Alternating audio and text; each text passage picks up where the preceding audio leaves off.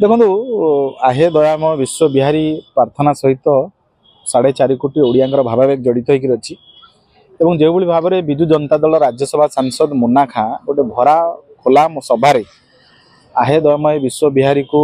अपमानित करने सहित आर जो कालजयी लेखक रामकृष्ण नंद को अपमानित कले यहाँ केबे भी ग्रहणीय नुहे एवं एमती को ओडिया लोक ना जे पिला बेले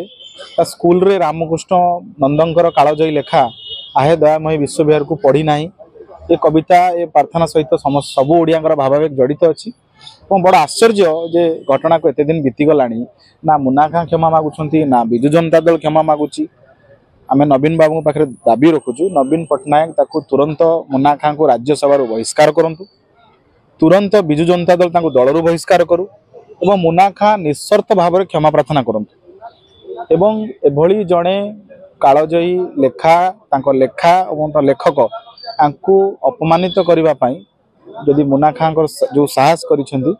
ये अत्यंत चिंताजनक एवं दुखदायक मूल कथा जब खोला मंचर से कथा कही पार्टी मन में कौन अच्छी तेणु ए प्रसंग में सारा ओडिया 4 कोटी ओडिया लोक 4.5 कोटी ओडिया लोक ए विषय निश्चित भाव में चिंता करेंगे और आम विजु जनता दल नवीन बाबू पाखे दाबी रखुचु तुरंत मुन्ना खां को दलरू बहिष्कार करंतु एवं राज्यसभा पदरू बहिष्कार करंतु एवं मुन्ना खां निजे निस्सर्त भाव में क्षमा प्रार्थना करंतु।